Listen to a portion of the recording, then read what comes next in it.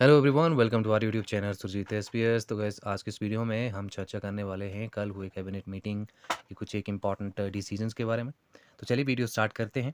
Video start करने से पहले यदि आप में से कोई हमारे यूट्यूब चैनल पर नया हो तो ज़रूर चैनल सब्सक्राइब कर लीजिएगा। सबसे पहले हम बात करते हैं एक प्रमुख फैसले की जो कि कल की मीटिंग में लिया गया है। और ये है, उससे पहले भी मैंने वीडियो बनाया था। ये जब कैबिनेट नहीं था उसके एक दिन पहले ही मैंने वीडियो बनाया था। मैंने उसमें कहा था कि प्रदेश के स्कूलों और कॉलेजों में जो है वो पीरियड के आधार पर टीचर्स रखे जाएंगे। तो उस पे इन्फॉर्मेशन ये है कि 2600 के करीब ये जो है वो शिक्षक रखे जाएंगे पीरियड के आधार पे। और स्कूलों में प्रति पीरियड के लिए 200 से 250 रुपये और कॉलेजों में 300 रुपये जो है वो दिए जाएंगे। तो ये काफ़ी इम्पॉर्टेंट है और काफ़ी एक तरह से कंट्रोवर्शियल भी है। कंट्रोवर्शियल इन द सेंस कि एक तरह से जो भी काफ़ी ऐसे बेरोज़गार एक तरह से संघ हैं जो कि इन फैसलों के खिलाफ़ हैं। और उनकी बात कहीं न कहीं बिल्कुल जायज़ है, क्योंकि जो स्टूडेंट जो है वो एग्ज़ाम पॉइंट ऑफ व्यू से अपनी प्रिपरेशन कर रहे हैं, फिर वहाँ पे उनको काफ़ी लॉस होगा।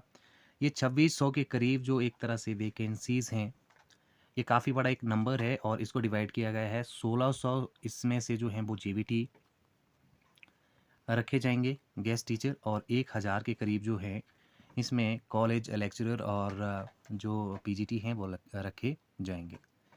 तो ऐसे में फिर उन पे काफ़ी ज़्यादा इम्पैक्ट जो है वो पड़ जाएगा। जैसे जेबीटी की बात करें तो जेबीटी का अभी जो कमीशन का जो एग्ज़ाम है वो होने वाला है। इसके अलावा हम बात करें तो जेबीटी का अभी बैच वाइज भी रिक्रूटमेंट हुआ है, उसका भी रिज़ल्ट आने को है।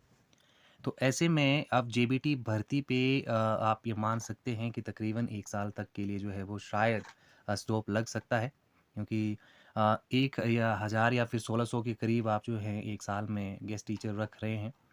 और साथ ही साथ अभी एग्ज़ाम भी होने को है। इसके साथ-साथ जो एक तरह से आप कह सकते हैं कि बैच वाइज़ भर्ती का भी रिज़ल्ट अभी पेंडिंग है। तो ये एक तरह से 1 डेढ़ साल के लिए आप मान सकते हैं कि जेबीटी की भर्ती शायद ना हो और उसमें बैच वाइज़ भर्ती भी फिर नहीं होगी।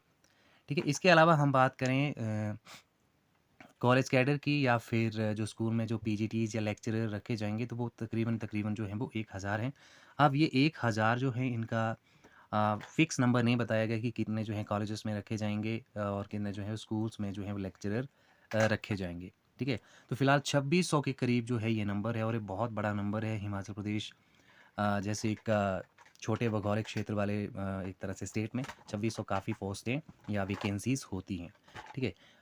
तो ये हमने यहाँ से बात कर लिया और मेरे ख़्याल में सरकार जो है थोड़ा बैकडोर एंट्री पे भी अब ध्यान दे रही है, क्योंकि सरकार के पास शायद उतना रेवेन्यू भी नहीं है, क्योंकि बीच में जो है वो आपदा के चक्कर में भी हिमाचल प्रदेश जो था वो फँसा था। तो एक तरह से कोशिश की गई है।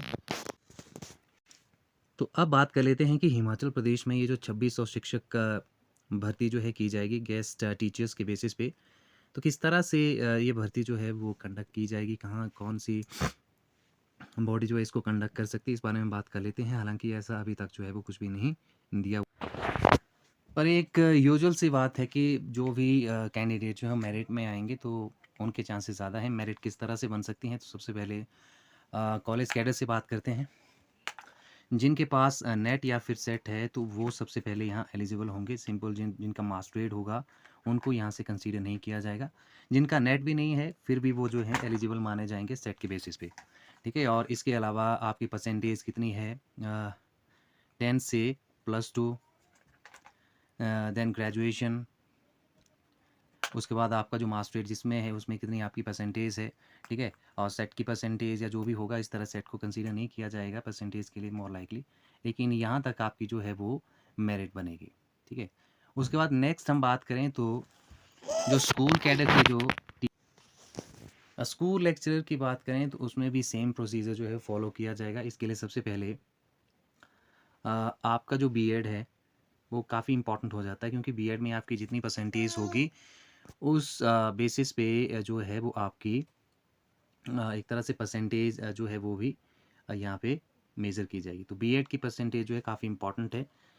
इसके अलावा बात करें तो बीए है। ठीक है? इसके अलावा जो भी ग्रेजुएशन बीए, बीएससी, बीकॉम जो भी है 10th +2 है। ठीक है? या फिर 10th है। तो उस पे जितने-जितने मार्क्स हैं उनको कंसिडरेशन दी जाएगी और इसके अलावा हो सकता है कि एनसीसी या फिर एनएसएस वालों को भी या जो बीपीएल को बिलॉन्ग करते हैं उनको भी जो है वो क्राइटेरिया में लाया जा सकता है। मेनली अगर वो एजुकेशन क्वालिफ़िकेशन को रखेंगे तो फिर इस हिसाब से जो है वो यहाँ से मेरिट जो है वो बनेगी। ठीक है, अब कौन जो है वो इस भर्ती को कंडक्ट करवा सकता है, क्या इंटरव्यू होगा, इसके बारे में अभी कुछ भी कहा नहीं जा सकता है, लेकिन मोर लाइकली एसडीएम लेवल पे ये जो भर्ती है, उसको कंडक्ट किया जा सकता है और इंटरव्यू का प्रोसीजर भी इसमें हो सकता है। ठीक है?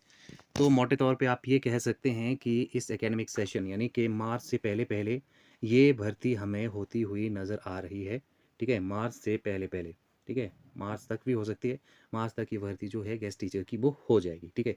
अब सबसे बड़ा प्रश्न ये है कि क्या ये जो भर्ती है, जिसका कि एक तरह से आप कॉन्ट्रैक्ट मान सकते हैं जो कि 1 साल का रहेगा, उसके बाद क्या होगा? क्या उन टीचर्स को या उन टीचर्स से एक एफिडेविट जो है वो साइन करवाया जाएगा या फिर किस तरह से क्या सरकार इसको इनिशिएट करेगी, वो देखने वाली बात होगी। लेकिन यदि अगर थोड़ा-सा भी यहाँ पे लूप होल हुआ तो फिर आप ये मान सकते हैं कि ये जो भर्ती है वो एसएमसी की तरह भी जो है एक तरह से चल सकती है। क्योंकि अभी सरकार का ये मेन मोटो है कि किसी भी तरह से जो ट्राइबल एरियाज़ में एक तरह से वैकेंसीज़ अवेलेबल हैं डिफरेंट टीचर्स की, चाहे आप जीबीटी की बात करो, टीजीटी की बात करो या फिर पीजीटी की बात करो, तो सरकार की प्रायोरिटी है कि सबसे पहले वहाँ पे टीचर्स जो हैं वो भेजे जाएँ। इसके अलावा यदि हम बात करें तो पटवारी की भी वैकेंसी जो है वो भरे जाएँगे, आप सभी को पता ही है। लेकिन इस बार अच्छी बात ये है कि जिला कैडर से जो है इस बार पटवारी के ये पद भरे जाएँगे जो कि पौने 900 के करीब जो है वो पद हैं और 874 के करीब ये पटवारी के पद हैं और इसको जिला कैडर में इस बार जो है रखा गया है। तो आपकी एक तरह से जो भी मेरिट बनेगी, जो भी सिलेक्शन का क्राइटेरिया होगा वो डिस्ट्रिक्ट के हिसाब से ही होगा। इसमें जो बड़े डिस्ट्रिक्ट्स हैं जैसे कांगड़ा हो गया हमारा, इसके अलावा मंडी है या फिर शिमला है, तो उनमें कंपैरेटिवली जो पोस्ट्स हैं वो भी ज़्यादा हमें देखने को मिलेगी। ये भी कल फैसला लिया गया है। इसके अलावा सीएम विधवा और एकल नारी आवास योजना को जो है मंजूरी दे दी गई है और इसमें घर बनाने के लिए तकरीबन 1.5 लाख के करीब जो है वो यहाँ से मदद सरकार करेगी। इसके अलावा बात करें तो जेईई सिविल में पीडब्ल्यूडी में भी 40 पद सहित 132 अन्य पद जो हैं वो भी भरे जाएँगे। ये मंजूरी भी कल जो है सरकार द्वारा दे दी गई है। इसके अलावा बात करें तो पहली कक्षा में दाखिले के लिए एज रिलैक्सेशन जो है वो 6 महीने की दे दी गई है। ये भी एक बड़ी अपडेट है।